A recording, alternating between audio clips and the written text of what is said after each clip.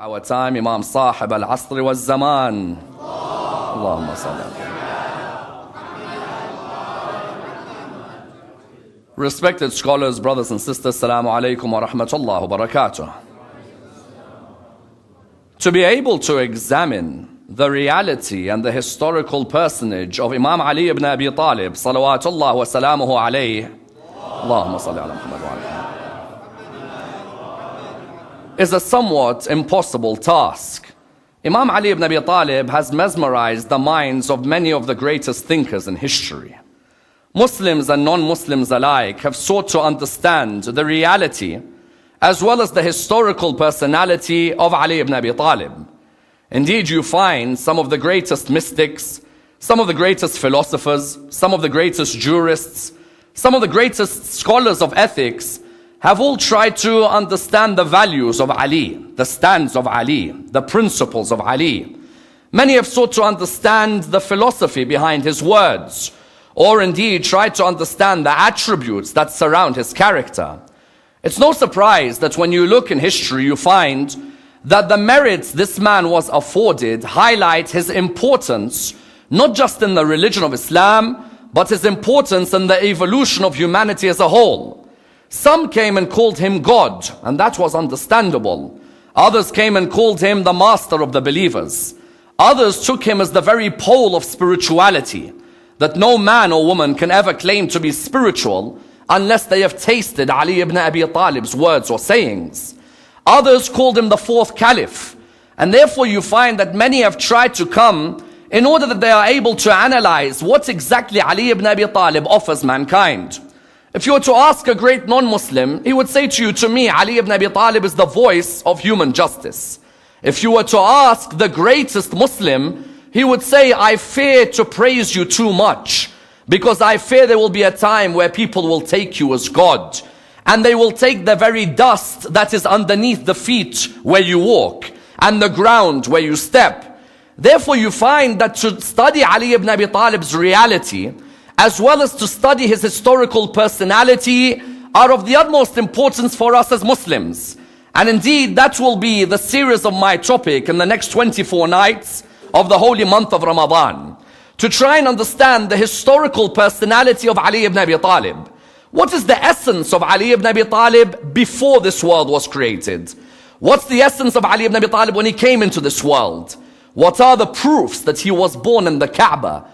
And was the Kaaba honored by his birth, or did he honor the Kaaba? In reality, why was he the first Muslim? How did he grow up under the Holy Prophet? Why did the Holy Prophet take charge of him?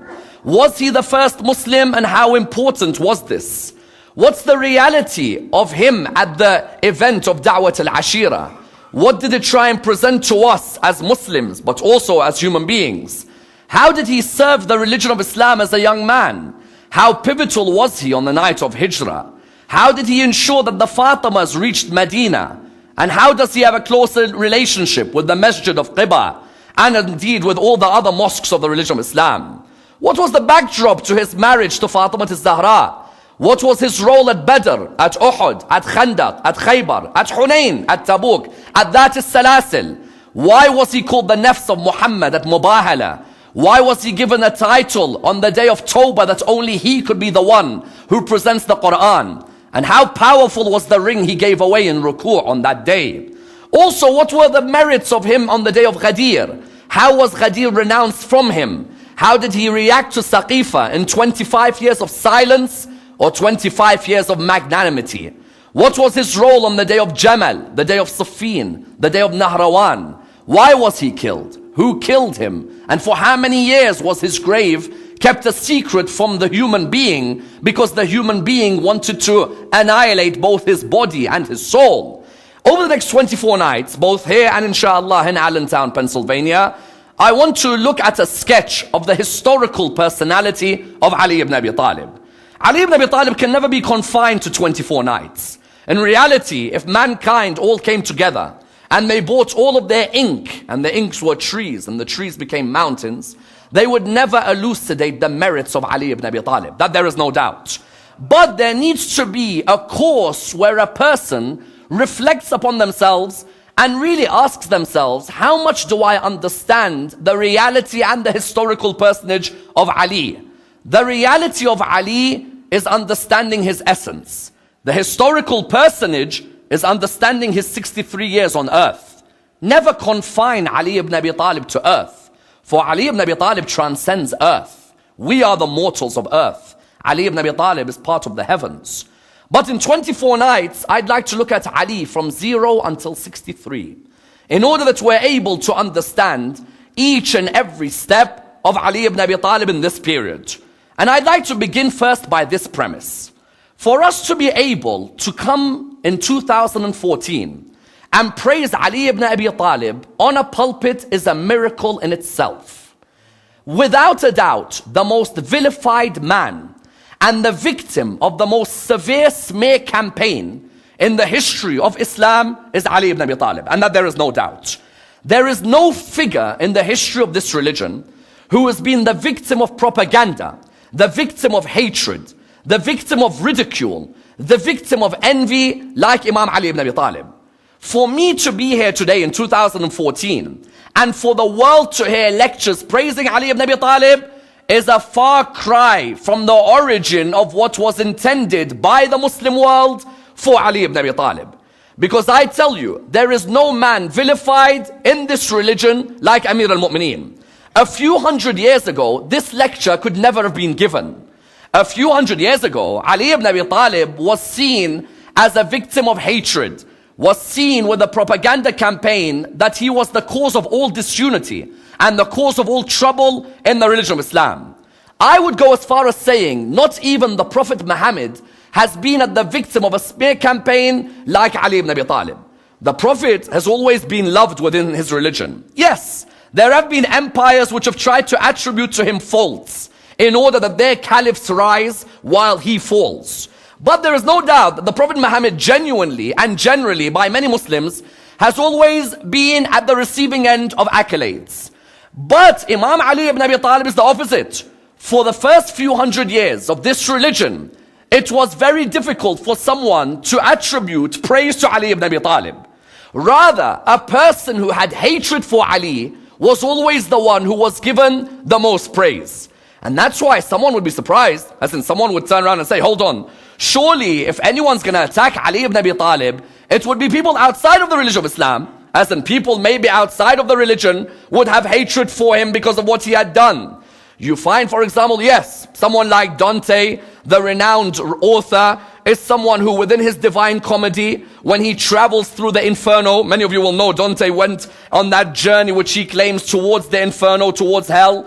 He says, in the inferno I saw at the bottom of hell two personalities, Muhammad, son of Abdullah, and Ali, son of Abu Talib. I can understand Dante is outside of the religion of Islam. When he writes a piece of work, he may have hatred towards Rasulullah and towards Amir al-Mu'mineen. But what flabbergasts the mind of the human being is that when you look at the early works of Muslim literature, if a person has hatred for Ali, he is seen as being reliable. And if a person has love for Ali, he is seen as being untrustworthy. When we come in 2014 and are able to say Ali ibn Abi Talib is a great human being, believe me, there has been a lot of blood that's been lost to make sure that this message reached you today. There have been personalities whose tongues were cut, whose hands were cut, whose arms were cut, just to ensure that you are able to understand who Ali ibn Abi Talib is. And that's why these 24 nights I dedicate to those personalities. I will name those personalities shortly. But if it wasn't for those personalities, there would be no understanding of Imam Ali ibn Abi Talib. Therefore, in these first couple of introductory lectures, I'd like to first understand why was Ali the victim of a smear campaign, and in which way did they seek to eradicate his character from Islamic history. And I'd like to examine this in the following stages.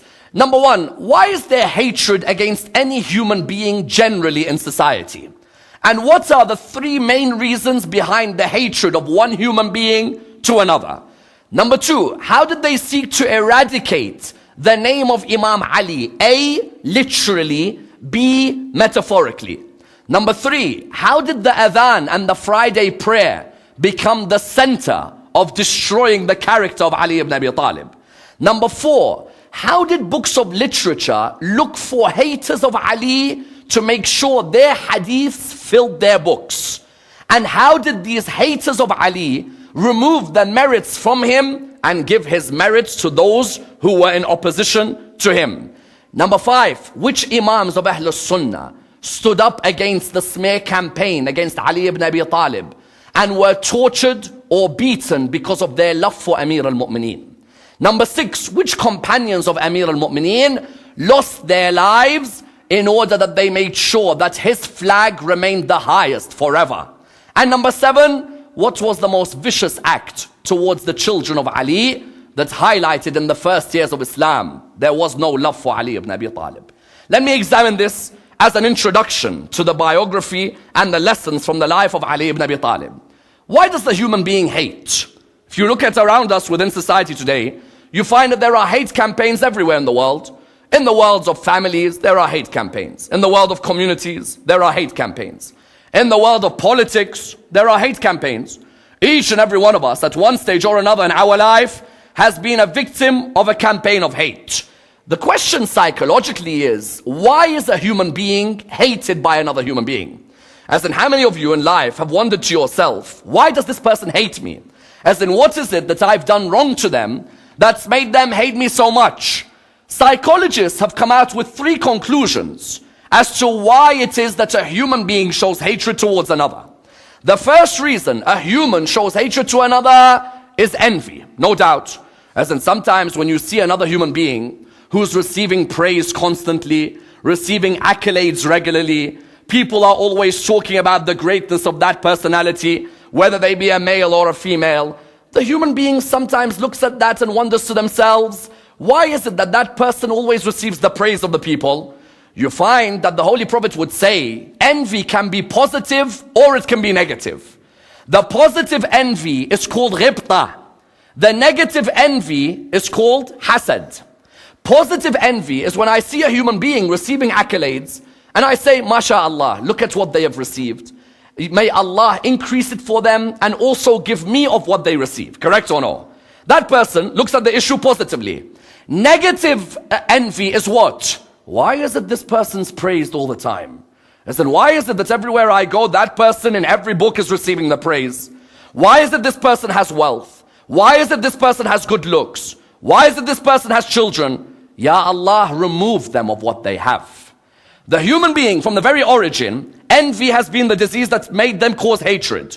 If you look at Habil and Qabil, what was it that made Qabil kill Habil? What was it other than envy? The origin of the human being, when it comes to hatred, the first reason is envy. And many of us can be a victim to it. As in, there's no one in this hall who could turn around and say that I have not envied someone else. But the aim should be that I envy them positively, not negatively. I should envy them that when I see them wealthy, when I see them with children, when I see them happily married, I should turn around and say, MashaAllah, may Allah give them more. Not I turn around and say, Ya Allah, remove them from these virtues. And that's why the Imam himself mentions by saying, envy devours faith like fire devours wood. Correct or no? Many can come to the mosque and say, I'm a man of Iman, I pray, I fast. That whole Iman is devoured if you are a person of hasad. And that's why in the Quran, Allah subhanahu wa ta'ala says very clearly that you should always say, وَمِن شَرِّ حَاسِدٍ إِذَا حَسَدٍ. Ya Allah, protect me from the envy of the envious. Therefore, the first reason anyone is hated is because of envy. The second reason anyone is hated is because of what? Is because they say the truth in your face and don't stab you in the back. Correct or no? When you look at someone, the second reason they're hated is because they're not scared to say the truth, even if it means they lose their friends. Imam Amir al-Mu'minin used to have a wonderful line. Do you know what he used to say? The truth has left me no friends. Correct or no? How many of us, when we don't say the truth, everyone loves us? Correct or no? Because they look at us and they say, this is not a man of principle. This person never says the truth. Always they're on the fence. You've heard the people in the community who are always on the fence? They say that food is good with Muawiyah and Salah is good with Ali. Correct or no? Those people are always on the fence. Never do they speak the truth. The second type of people who are hated is because they speak the truth. They don't care about the censoring of the censorers. When they see oppression, they don't remain silent. They stand up and they say, I don't care if you ridicule my family, you ridicule me, you take everything away from me. Haqq is haqq.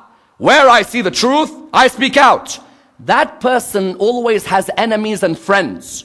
When a person has enemies and friends, you know he's been a good human being. When a person only has friends, you know that that person has no principles at all. I guarantee you. If you see in your community someone, everyone praises him, no, that person's never had principles. All he does is sit with everyone, laugh with everyone, and doesn't say anything. If you see someone in your community who some people rebuke and others love, then know that person's a person of principles. They're not scared to tell you, as Oscar Wilde used to say, a good friend stabs you in the front, not in the back. In your face, they'll tell you, because they're not scared. But that person has hatred. Why? Because the powers that be don't like that person's frankness. They hate that person talking the truth. But the reality is, that's the second cause of hatred. The third cause of hatred is what? Is the ignorance of the society results in hatred. If a society has books of literature, doesn't question, doesn't reflect, doesn't contemplate, then that society is sheep, nothing more. All they do is take the book and carry it like the Quran says the donkey carries luggage. They don't question, is this true? Is it true that Ali ibn Abi Talib is this or Ali ibn Abi Talib is that? No, whatever my father says, I follow. Whatever his father said, we follow. That builds ignorance, doesn't it? Because that person is not a human being anymore. Their thought process is stagnated. Instead of them sitting, instead of them reflecting, instead of them asking, you find them being human beings who just simply sit there and say, if my fathers believe this, then I believe this as well. Therefore, did these three apply to Ali ibn Abi Talib? No doubt. No doubt. Ali ibn Abi Talib's hatred and the smear campaign was because he had these three against him. In which way?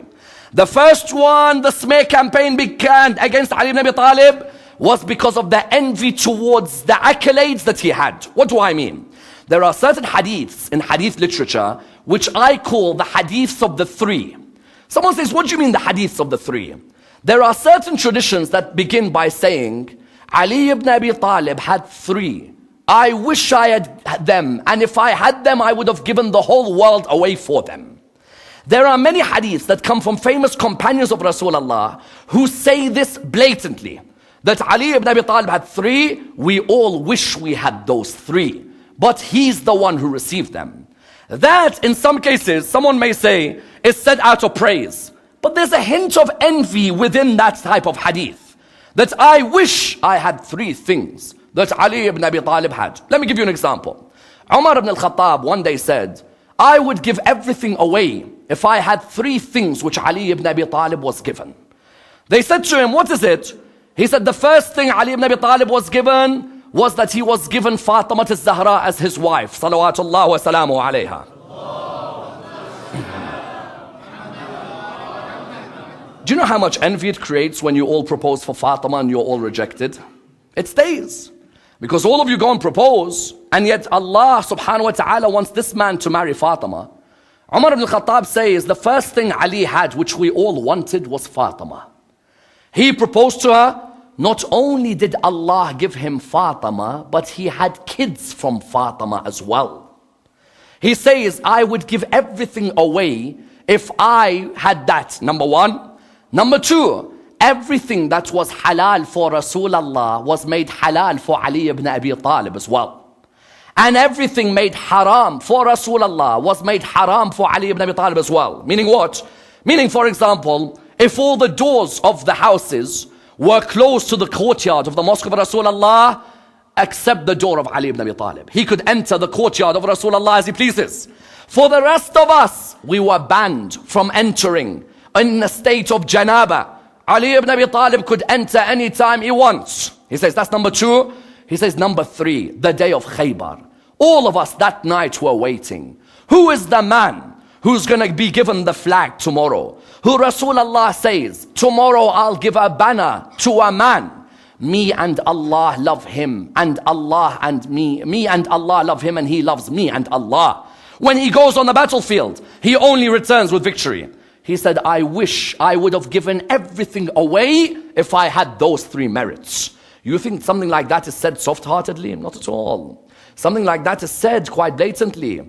The same Umar ibn al-Khattab himself said very clearly, when he was asked, why is Ali ibn Abi Talib not the Khalifa? He said, Bani Hashim had nubuwah. You think we're going to give them Khilafah as well? Envy. Like deep down, how is it? This family was given prophethood. Now you're telling me the family has Khilafah as well? Therefore you found, this is one hadith. Another hadith, Muawiyah asks Sa'ad bin Abi Waqqas, the father of Umar bin Sa'ad, Karbala. He says to him, why don't you curse Ali ibn Abi Talib? This hadith, by the way, is in the Sahih books. He says to him, why don't you curse? Subhanallah, look how blatant this is. Why don't you curse Ali ibn Abi Talib? What's wrong with you? He says, I will never curse Ali ibn Abi Talib. He says to him, why? He said, because of 3 merits given to Ali ibn Abi Talib, which I would have given everything away for if they were given to me. What are they? He said the first is on the battle of Tabuk, when Ali ibn Abi Talib was not at the battle, and he heard rumors that people were saying that Rasulullah was not happy with him, and that's why he didn't take him to war. So he came to Rasulullah and he said to him, Ya Rasulullah, is it true that you are not pleased with me, and that's why I've not come to this war? Rasulullah looked at him and he said to him, Oh Ali, are you not happy that your position to me is the same as the position of Harun to Musa? And I want you to remember this hadith, because later in my analysis, this hadith becomes fundamental when you look at the way they changed the hadith to show hatred towards him. He says, we were all standing there and we saw in the battle of Tabuk very clearly, Rasulullah say, Ali is to me like Harun is to Musa. All of us wanted that accolade, yet he only gave it to Ali ibn Abi Talib. He said, number 2, the second accolade Ali got was on the day of Mubahala. The Quran said, tomorrow there will be a man who is called the nafs of Muhammad. His soul and Muhammad's soul are one. All of us were wondering, who is that man? When it came down to it, and the Quran said, فَمَنْ حَاجَكَ فِي مِنْ بَعْدِ مَا جَاءَكَ مِنَ الْعِلْمِ فَقُلْ تَعَالَوْا نَدْعُوا أَبْنَاءَنَا وَأَبْنَاءَكُمْ وَنِسَاءَنَا وَنِسَاءَكُمْ وَأَنفُسَنَا وَأَنفُسَكُمْ. Who is this nafs of Muhammad who Allah mentions in the Quran? He said, when it came, Rasulullah said, and my nafs is Ali ibn Abi Talib. All of us wished we had that. Then he said, number 3, again, subhanallah, look at number 3 again. He says, and Khaybar. And what of Khaybar? All of us were waiting. Who's going to be given the banner? This shows you how vital Khaybar was according to all the Sahaba. Because that night they were all asleep wondering, tomorrow whoever gets the banner of Khaybar is a man Allah looks at as his most important after Muhammad. Therefore you found these hadiths were the cause of envy, that this Sa'd ibn Abi Waqqas turns around and says, 3 things Ali ibn Abi Talib was given, I would have given everything away just for me to have them. Ali ibn Abi Talib, when this envy is shown towards him, what does it mean? It means children will be brought up with this envy. That's why is it this man gets all these accolades and no one else does. Therefore the first reason was envy. The second was what? Because Ali ibn Abi Talib would say the truth in your face and not be scared. After he became Khalifa, Talha and Zubair came to him. They said, we want to be governors for you, because there had been others who had become governors of Basra and Kufa. Talha and Zubair wanted governorship. They came to see him. When they came to see him, he said, you've come to see me about your personal issue? Said, yes. This is what he did. He blew out a candle. He put the candle somewhere else. He then bought another candle and he lit it. They said, why did you do that? You could be diplomatic at this moment, can't you? You could say, for example, I don't want to use that candle. No, I'll say the truth, even if the truth hurts. He put the other candle. They said, why did you blow out the other candle? He said, you've come to see me over your personal affairs? They said, yes. He said, the first candle was from the money of the Muslims. I blew it out. You've come to see me over your personal affairs. I have to use a candle I bought from my own money. It's amazing. But this doesn't help. Because this doesn't help Talha when he hears something like that. Correct or no? I was with you when Islam began. We fought alongside Rasulullah. And now you talk like this to us? He said, whoever I've made governor of Basra and Kufa is who's fit for the position, not who was a Muslim from day one. See, the disease in Islam today is what? Giving people positions they don't deserve, correct or no? This person's given this position, and that person's given this position. While there are Muslims in the world much more qualified, they give you people from their families, in their positions, who have no qualifications whatsoever. Imam Ali ibn Abi Talib looks at this, says, no. He says, does the truth hurt? If the truth hurts, I'm sorry. But I don't fear the la'im at all. You are la'im against me, I don't fear it. I'm going to tell you as it is. You've come to see me over a personal issue? Here's the candle. You're asking me about you being governors because you were with Rasulullah? No one was on the front line of war like me with Rasulullah. And no one was closer to Rasulullah than me. If anyone deserves the positions, I'm the one who deserves them.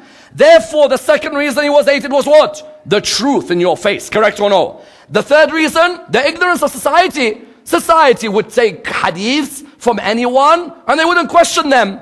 It reached a level where Mutawakkil in his time could have plays done about Imam Ali ibn Abi Talib being a short, fat, bold human being, and he would have eunuchs playing his role.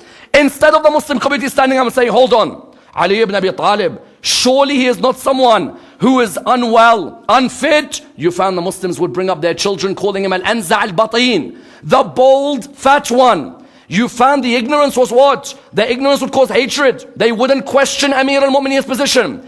If there were hadiths attacking Imam Ali ibn Abi Talib, instead of them saying, hold on, Ali ibn Abi Talib was at Badr, Uhud, Khandaq, Khaybar, husband of Fatima, father of Hasan Hussein? No, not at all. If our fathers hate Ali, then we will live on the hatred of Ali as well. And that's why, do you know how they tried to destroy Imam Ali ibn Abi Talib's character? The first way was literally destroy his name. Someone says, how could you literally destroy his name?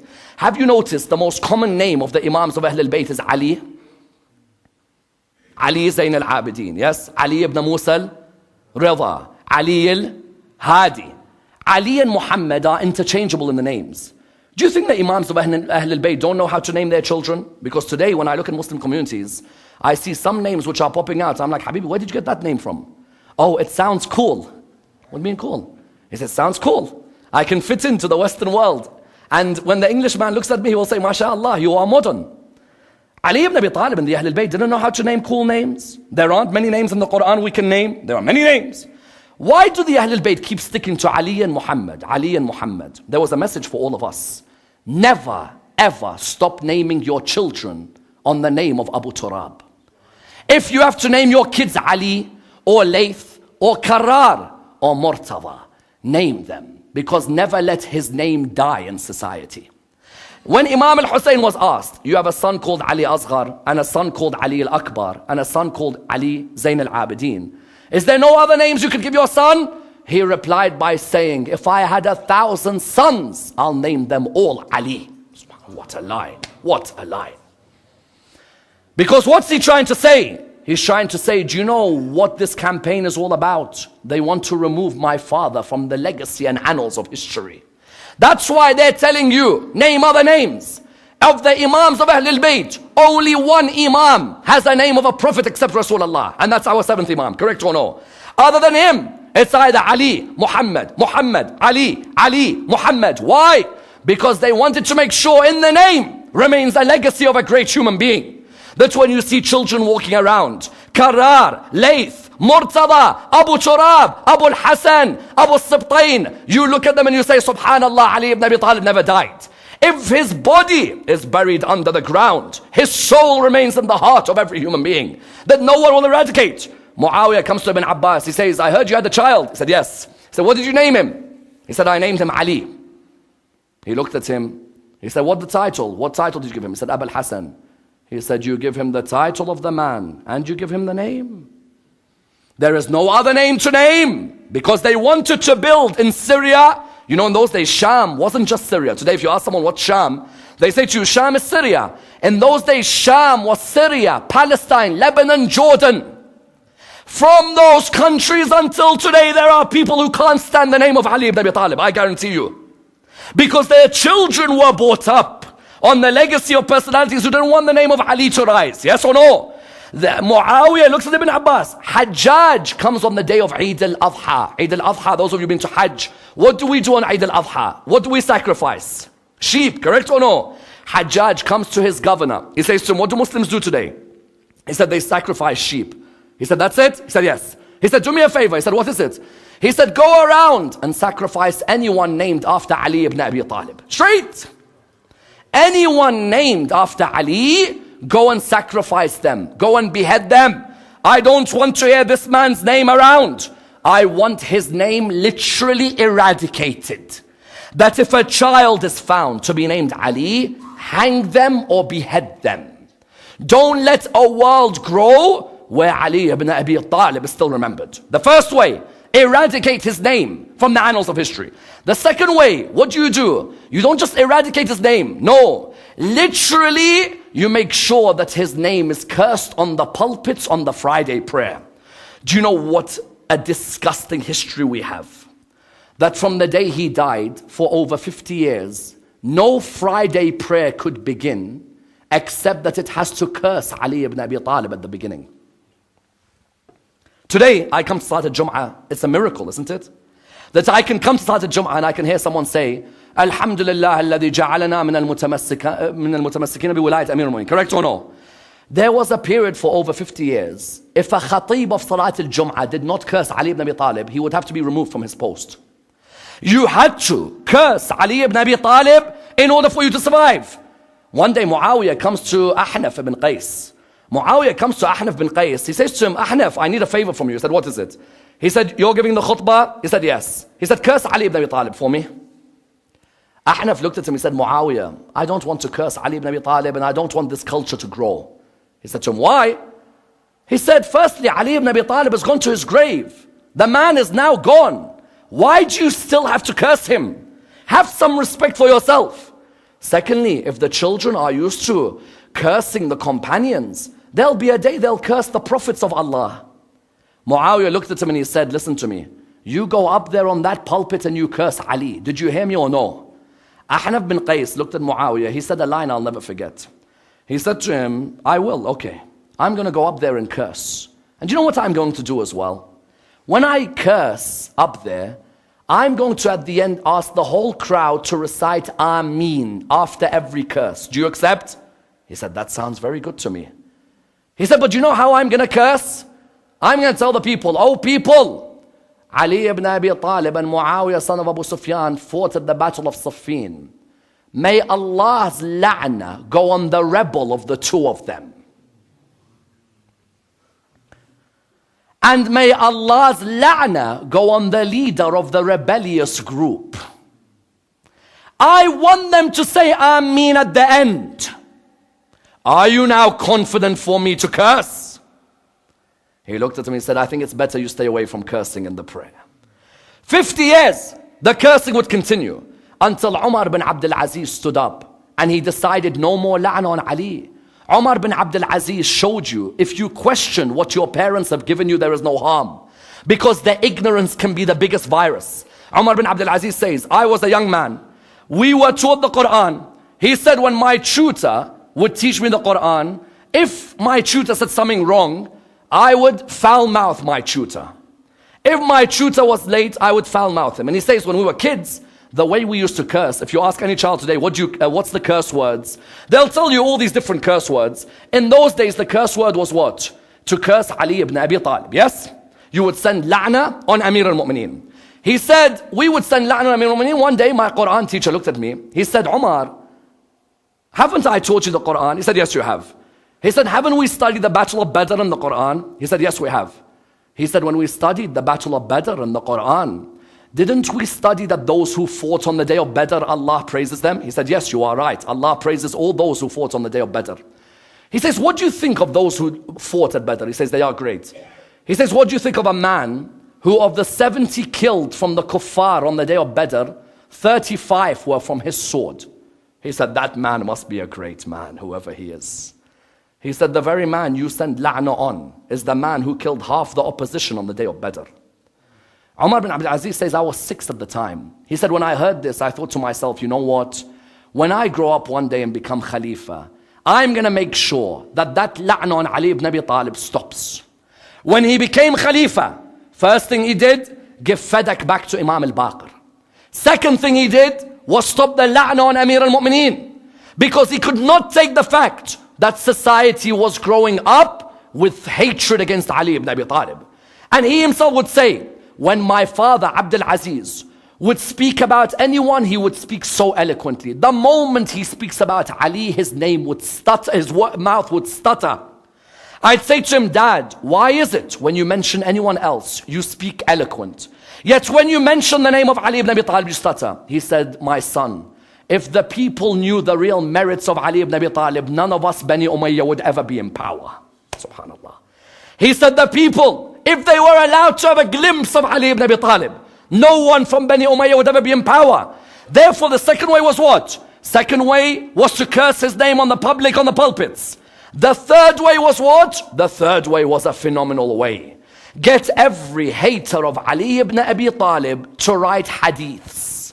And the more haters of Ali write hadith, the more his legacy would be destroyed. You know, I've done a study, and I'd like to share the study with all of you. I've done a study on the basis of the narrators of hadith from Bukhari, from Muslim, from many of the main works of Ahlul Sunnah, yes? When you look at the narrators, what do you normally do when you look at the hadith? You straight away look at the chain of narrators, correct or no? When you look at the chain of narrators, your next task is what? Your next task is to make sure that you go and look at their biographies, correct? The books you'd normally go to, there are two main books. Either Tahdhib al-Tahdhib or Taqrib al-Tahdhib. One of them is the work of Dhahabi and the other is the work of Ibn Hajar al-Asqalani, yes? These two scholars, what do? They take the names of every narrator of hadith in early Muslim history, correct or no? When I'm saying early Muslim history, I'm talking the period of the lives of the Imams. People who narrate hadiths, they take their names. Under their names, they write their biographies, correct? So for example, if they take Ammar bin Yasir, they say Ammar bin Yasir, early convert to Islam, lover of Rasulullah. His parents were the first martyrs in Islam, correct or no? They write the biography. I studied the sheikhs of Bukhari, the sheikhs of Muslim, the people Bukhari and Muslim take hadiths from. Many of them, you might find even 30, 40 of them are Shia, let's say, no problem, followers of Ahlulbayt. But then there are some you find, when you read their biographies, an amazing fact emerges. And I'll name you who they are. Under their names, it's written, under their names, reliable narrator of hadith, reliable narrator of hadith, reliable narrator of hadith. So when you see this, you're like, this is amazing. This person's a reliable narrator, let me take. The next line under it, it says, has a major hatred for Ali ibn Abi Talib. Take hadiths from him. When you read that, you're like thinking, hold on, wait. Our brothers in Ahlul Sunnah today, if you ask them, do you love Ali ibn Abi Talib? Every single one of them would say yes. Do you agree or no? Do you agree? If you ask any of our brothers in Ahlul Sunnah today, do you love Ali ibn Abi Talib? Won't all of them say yes? I want to ask my brothers in Ahlul Sunnah one question. Do you believe it was always like this? They'll say to you, yes. Say, why? They say, because we believe there are four rightly guided Khulafa: Abu Bakr, Umar, Uthman, and Ali. I asked them, it doesn't seem like that at the beginning of Islam. This seems to be a later myth. Say, why? I say, because the early reliable narrators of hadith was on whether they hated Ali. The more you hate Ali, the more chance your hadith would be narrated. Let me give you examples of names who are taken hadiths from. Someone like, for example, if you look at the likes of whom? Hariz bin Uthman al-Himsi. Hariz bin Uthman al-Himsi, under his name it is written, very reliable narrator of hadith, has major hatred for Ali ibn Abi Talib. How? How can someone be reliable if they hate Ali?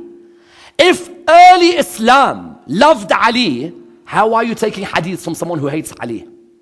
The biggest myth in early Islam was every Muslim loved Ali. It's a myth they created later. In early Islam, the classification of a reliable narrator of hadith is someone who hated Ali ibn Abi Talib. Hariz bin Uthman is the same man who narrates the famous hadith. You know what he says? You know the hadith I quoted earlier? Ali is to me like Harun was to Musa. Hariz bin Uthman, Bukhari takes hadiths from him, yes? Hariz bin Uthman said, this hadith is not true. He said, what do you mean it's not true? He said, this hadith is not true. So what do you mean? He said, they got the spelling wrong. They got what's wrong? The spelling. He said to him, what do you mean they got the spelling wrong? He said, it shouldn't be Ali is to me like Harun is to Musa. It should be Ali is to me like Qarun was to Musa. Who's Fir'aun? Who's Musa's three main enemies in the Quran? Fir'aun, Haman, and who's the third? Qarun. Correct or no? What does the hadith say? Ali is to me like Harun is to Musa. I said, no, you forgot the dots on the top. How do you write Harun in Arabic? What if you put two dots on top? What will it look like? Qarun. He built children and institutions on the fact that this hadith didn't refer to Ali being good. It referred to Ali being a nemesis for the Prophet Muhammad. For hundreds of years in Syria, in Palestine, in Jordan, children were taught that Ali ibn Abi Talib's relationship to Rasulullah is like that of Qarun to Musa. That's who? All of the work of whom? This person, Haris bin Uthman.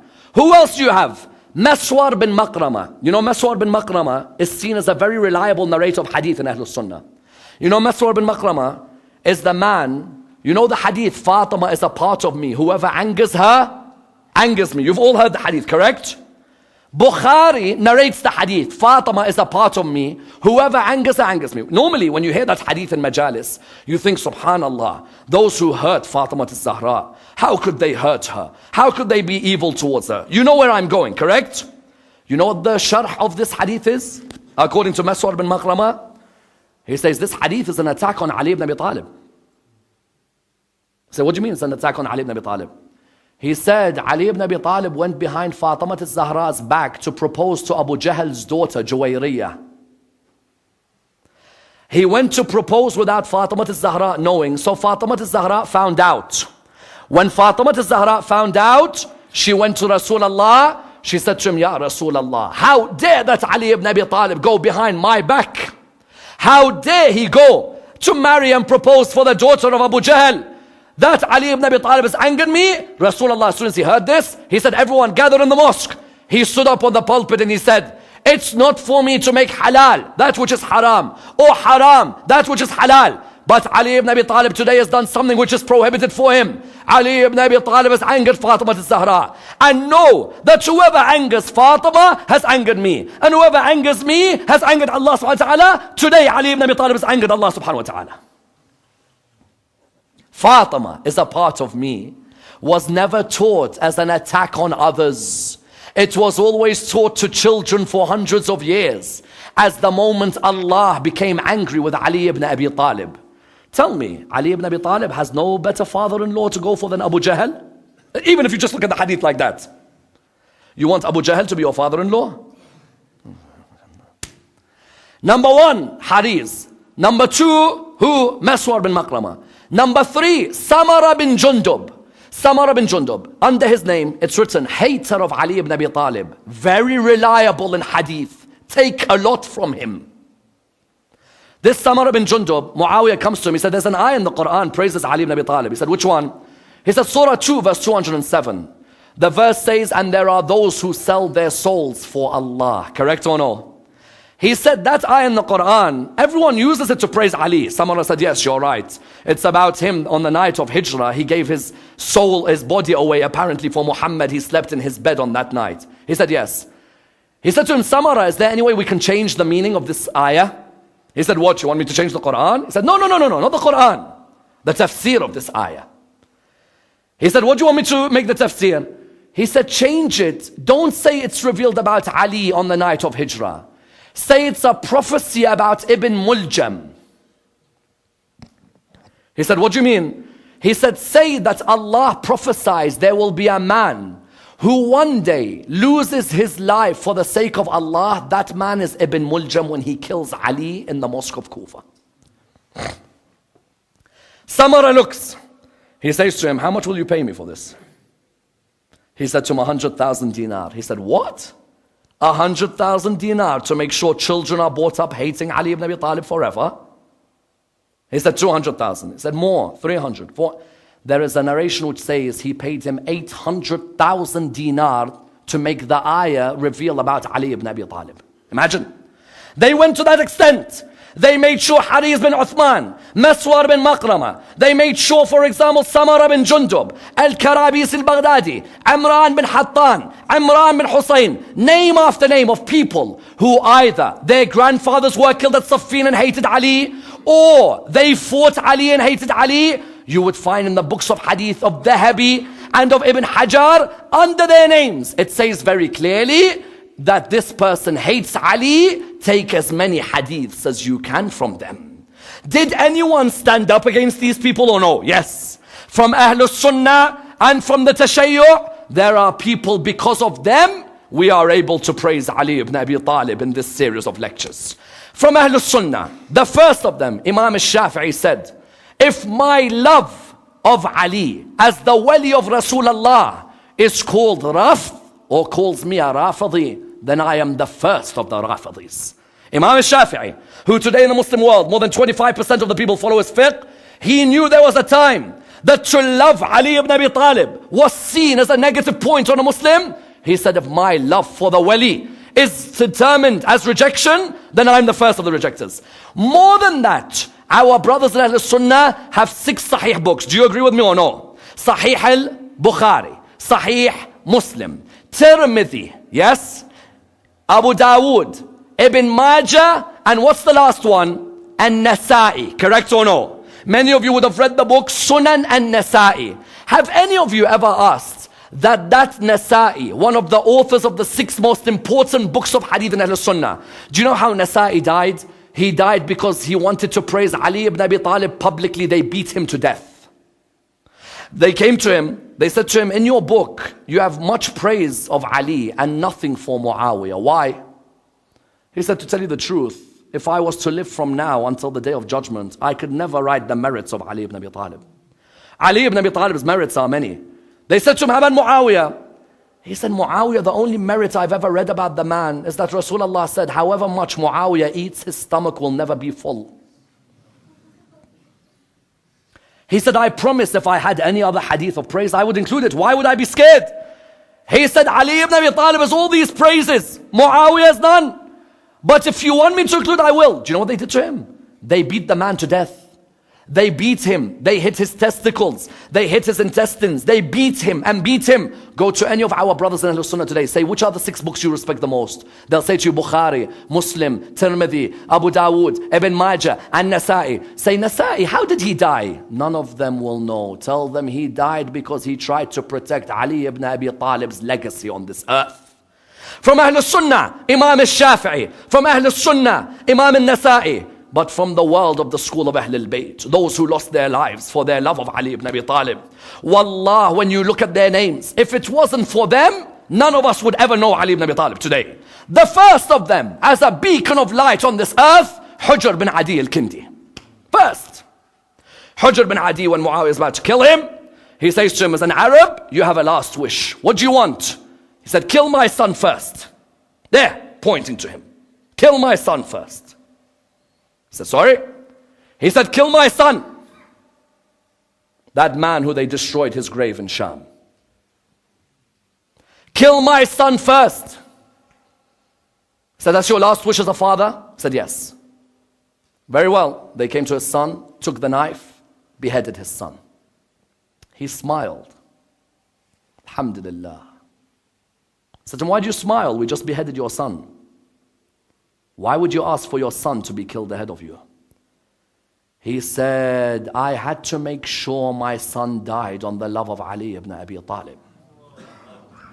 He said, if I died before him, he might have loved that man in Sham. But I saw my son die loving Ali. What else do I want in my life but to face Allah knowing I brought up a child loving Amir al-Mu'mineen? Now when you kill me, I smile. Because I'm ready to face Allah saying, I brought up a man who praised Abu Turab, and who loved Abu Turab, and who honored Abu Turab, and looked after the legacy of Abu Turab. Hujr bin Adi al-Kindi stood up, lost his life, so Ali ibn Abi Talib's name remains alive. Ammar bin Hamaq al-Khuza'i was beheaded so that Ali ibn Abi Talib's name remains alive. You find Kumail ibn Ziyad. In front of him, Hajjaj looks at Kumail. If you leave the way of Abu Turab, I'll give you whatever you want and release you. Kumayl looked at him and he said, show me a way better than Abu Turab, I'll take it. There is no way like the way of Abu Turab. He beheaded him. Maytham al-Tammar stood in front of Ibn Ziyad. Ibn Ziyad crucified him on the tree. Maytham al-Tammar stood in front of him. And he was praising Amir al-Mu'mineen day and night, day and night. Fada'il after fada'il after fada'il after fada'il. He came, Ibn Ziyad said, you know what? I will kill you if you continue praising Ali. He looked at him and he said, I don't care if you kill me. My master told me I'll die praising him. You will fulfill the wish of my master and his prophecy. At that moment, Ibn Ziyad said, very well, then I will not kill you. So your master has proved wrong. Maytham in the darkness of the night would call out to the people, oh people, do you know who my master is? Imam al-Muttaqeen, Sayyid al-Wasiyyin, Asad Allah al-Ghalib, Madhar al-Ajaib, Talib fawqa kulli Talib. And he would continue and continue and continue. And the people would listen to him praise until Ibn Ziyad came with a spear and stuck it through Maytham's neck and cut his tongue at that moment.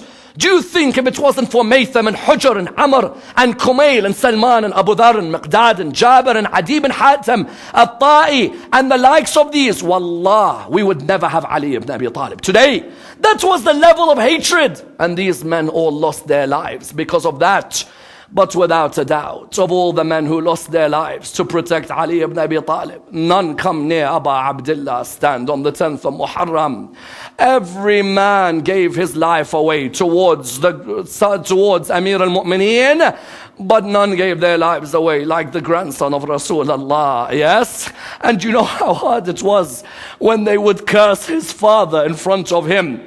Yet he'd remain patient. He'd remain patient because he'd won the religion of Islam to grow.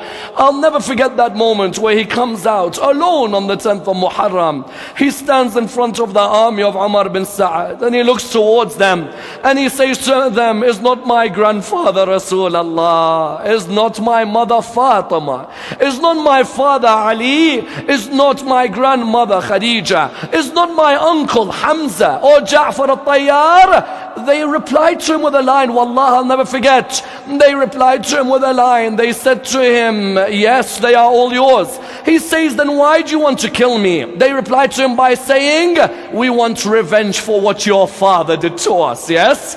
At that moment, the tears began to trickle down from the eyes of Abu Abdullah. Why? Not just for himself, but he thought, if they have that much hatred for me, then what will they do to the daughters of Ali ibn Abi Talib after I die? Ya Abu Abdullah, while you lay on the ground in Karbala, your daughters ran from tent to tent, yes? One of them calling out, where is my brother? The other calling out, where is my uncle? And one of them calling out, where is my father? Yes? That one who called out, where is my father? She ran from tent to tent, yes? From one tent to another. Her dress was burning from the fire of Umar bin Sa'ad. Suddenly Hamid bin Muslim says, I came towards her. I looked towards this young girl. She was from the granddaughters of Ali. And that moment when I looked towards her, I said, here, take some water. She looked at me. She said, oh man, are you with us or are you against us? He said to her, I am neither with you, nor am I against you. She said to him, oh man, how could I drink water while my father lay on the ground with the water? And then at that moment she looked towards him. She said, oh man, may I ask you something? He said, yes. She said, oh man, have you read the Quran? He replied back to her, he said, yes, I have. She said to him, have you read the ayah? فَأَمَّا الْيَتِيمَ فَلَا تَقْهَرْ. As for the orphan, do not hurt the orphan. He said to her, yes, I have. She said, أَنَا يَتِيمَةَ أَبِي عَبْدِ اللَّهِ. I'm the orphan of Abu Abdullah. Then at that moment she said to him, have you read the ayah of the Quran? وَأَمَّا السَّائِلَ فَلَا تَنْهَرْ. When someone asks you a question, do not reject their question. He said to her, yes, I have. And she said to him, oh man, I beg you, direct me towards the land of Najaf. Allahu Akbar. Direct me towards the land of Najaf. He said to her, why? She said, they told me I have a grandfather buried in the land of Najaf by the name of Ali ibn Abi Talib. I want to complain to him about the way they've treated his children on the plains of Karbala, the way they stuck a spear into the chest of Akbar, the way way they trampled on Qasim, the way they cut the hands of Abbas, and the way they made an arrow spear the neck of my baby brother. But above all else, I want to complain to him about the way Shimr sat on the chest of my father alone on Karbala. Inna lillahi wa inna ilayhi raji'un. We pray to Allah subhanahu wa ta'ala to raise us with Amir al-Mu'mineen on the Day of Judgment. I specifically say Amir al-Mu'mineen because Imam al-Sadiq himself, when someone said to him, "O Amir al-Mu'mineen," he replied, "There is only one Amir al-Mu'mineen, nobody else." Ya Allah, provide us with the shafa' of Amir al-Mu'mineen. Ya Allah, allow us to be by his grave in the land of Najaf this time next year. Allow us to be amongst those who receive his intercession in this world and the hereafter.